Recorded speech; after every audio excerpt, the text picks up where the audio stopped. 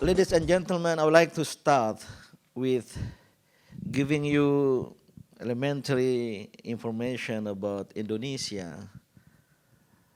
Though most of you have visited Indonesia, probably Indonesia is an archipelago, consists of 17,000 islands, and this is the number 4 most populous country in the world after China, India, the United States, then Indonesia.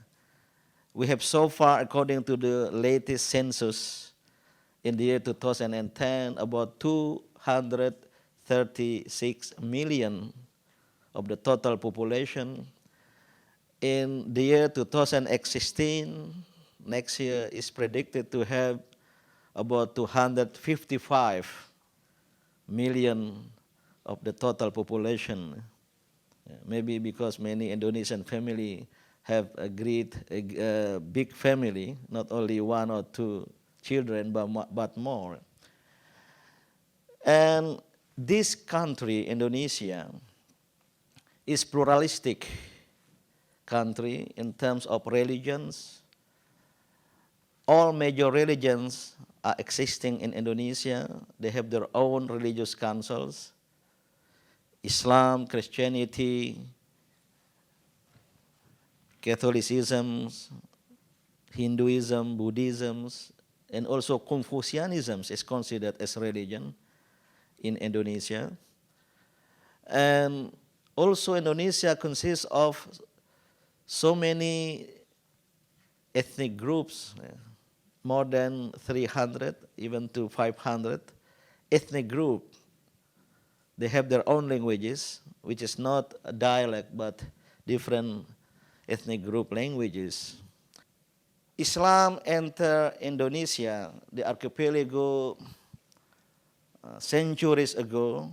In many ways, there are many theories, direct from Mecca, Saudi Arabia, or from Gujarat, India, and also from China. But the most important things to know that the mode of Islam coming to the archipelago in that century is peaceful mean, no war, no sword, no conflict. Consider the large majority, about 88.2% of the total population are Muslims, meaning about 207 million Muslims, and make Indonesia as the most populous Muslim country. And in Indonesia, this kind of Islam, modern and moderate Islam, has been developing through organization. There are various organizations, more than 70 nationwide Islamic organizations. I know it very well because I used to invite all leaders of this organization, Islamic organization, nationwide, meaning the organization that has branches in at least 2/3 of all provinces. I'd like to say to you one example is my own organization. So sorry I couldn't talk about the other 70 or 69 organization. Muhammadiyah, from the name of the Prophet Muhammad, created or founded 1912. Now become one of the oldest, 1912. We celebrate the next November 103-year-old of the organization. We stick to the ideology, the objective to establish true Muslim society. Ummah, religious community. Islamia, Islamic community. That's the very ideal that was created by Prophet Muhammad. But then there are two different interpretation to the term Ummah Islamiyah, Islamic community to that time. The first interpretation, that community is a political religious community. And Prophet Muhammad was head of state. And the Ummah Islamiyah as a state, and that's the Islamic state. But for others, the Muslim intellectuals and critics, including the Muhammadiyah, perceive is not an Islamic state. The Ummah Islamiyah is only a social religious community. That's a society. So nothing to do with a state, a concept of state. And if we go further in the Holy Scriptures of Islam, Al-Quran, and the Prophet Muhammad's sayings, there was no mention at all. Once again, there is no mention at all the command to establish an Islamic, to establish a state, or even an Islamic state. And that's why many Muhammadiyah leaders involved in the creation of the state, but still our main objective to establish true Islam. By saying true Islam, meaning we can live together with others, yeah, in the country, in a country. So this is a cultural movement, meaning to empower the society, and we pledge to modern and moderate Islam, meaning that Islam is indeed for human being, because we believe religion like Islam is from God, but for human beings and humanity. And that's why no obstacle at all for us to work together with other religious communities, such as during the last 3 years, our hospital in Yogyakarta, PKU, and the Catholic Hospital, Panti Rapi, and Bethesda Hospital, a Protestant hospital, have been working together to take care of the mother and children in accordance to the MDGs, Millennium Development Goals, for example, because we share the same humanity, though we are different in theology, especially in our belief and faith. I would like to continue. This is a kind of Islam shared by many Islamic organizations in our country, Indonesia. But during the last decade or more, yeah, we are facing the challenge and threat of Islamic radicalisms, Islamic fundamentalisms, who engage in violent extremisms with the name of religion. Of course, our very stand that this kind of understanding of Islam is against Islam itself. Their belief, their ideas, their deeds are in contradiction to the very teaching of Islam, which emphasizes very much peace and mercy, as I said earlier. But this group, yeah, have received great expose in the media. And indeed, Indonesia, in the aftermath of the September 11th in the United States, has become victims of terror action in Bali, Bali bombing twice in front of Australian embassy, in front of a Marriott Hotel in Jakarta, and many other places. But this radical group, a very minor minority, yeah, we have 210 to 107 million Muslims, and this group belongs to a very minor minority, but they are vocal, sometimes because of the media objective. Ladies and gentlemen, this is our common enemy. Not only the threat to all human beings, to the human civilization, but more specifically to us as Muslims, because they use the name of Islam. So that I need to say here that we need a collaboration to face these challenges, but of course we need to understand the root cause. In my opinion, the radical groups, Islamic radicalisms or religious radicalisms, because it's not peculiar to Islam only, but also to other religious communities. Number one, there is a religious factor. We cannot ignore religious factor. That's the misunderstanding of religion, the misunderstanding of Islam, and then religion or Islam is used, misused, even abused for political or certain purposes.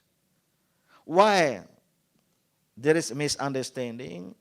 If I may answer, because of the Holy Scripture. I think many Holy Scriptures, including the Holy Quran for the Muslims, consists of verses. There are many verses. Many verses call to peace, preach peace, because Islam is a religion of peace. But there are some verses, not many really, seemingly, I would like to say, seemingly call to war. Understanding these verses, which seemingly call to war, should be in context. We should know the background during the Muhammad's time. And this is the mistake of many of the Muslims, ignoring the background, ignoring the political, social situation at that time, so that they pick up the verses and use it. And this is what I call it misuse and abuse of religion. This is the religious motive. Because for them, this is true Islam. For us, it's not true Islam. The second motive, I think we cannot ignore as well. There are non-religious factors, social, economic, even political injustice.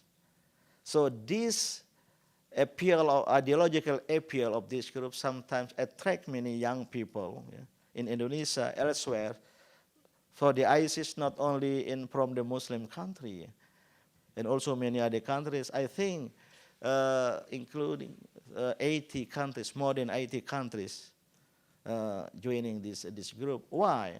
Number one, because of religious attraction, in the sense of, for many Muslims and others, they want the alternative system to the current system, because the current system, the form of government in the Muslim countries, either be republic or monarchy, kingdom, emirate, and others, according to them, failed to bring prosperity, failed to bring real peace to the human being. So that we need new system, no alternative.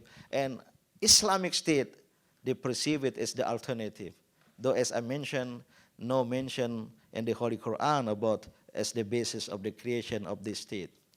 And second motive, especially those from Indonesia who are joining ISIS, as revealed by some survey, some of them, or many of them, have joined ISIS because of the economic motive, because of the temptation, the promise to be given salary of $250 per month. So it's much for the poor people, the poor family, and that's why many people brought their family to join the ISIS, not as a fighters in the avant-garde, but as servant in the public services, because of the salary $250 is above the minimum wage in Indonesia, which only $150 maybe. So we work together with the government, and maybe so far, if only 300, 500, it's small, it's many, but compared to the number of Muslims in Indonesia, maybe to some extent, we have succeeded in safeguarding the great majority of being attracted to that one. At the end, I would like to share another opinion to ladies and gentlemen about the necessity of cooperation between Indonesia, Japan, and other countries with regard to the emergence of East Asia, that there has been shift, changing, and the world economic gravity center from the Atlantic to the Pacific. In our region, East Asia, or the Asia Pacific, or East Asia, has become and will become the area of growth in the 21st century, this 21st century. And I think the world has been witnessing the emergence of East Asia, in particular the rise of China. our main view from Indonesia that this growth, the emergence of East Asia with the rise of China, should be peaceful one, not to create a hegemonic power in our region, and to bring all parties in the region into the East Asian regionalism worldview. This is our opinion from Indonesia. And that's why I encourage Japan, maybe Korea, Indonesia. Yeah. Japan has, economy, science and technology. Maybe Indonesia has energy. So these kind of countries, the two countries in the region, should strengthen the relation, the cooperation. Yeah. In many fields, bilateral cooperation in the fields of economy, trade and business, investment, but as well as education, science, technology, and even culture.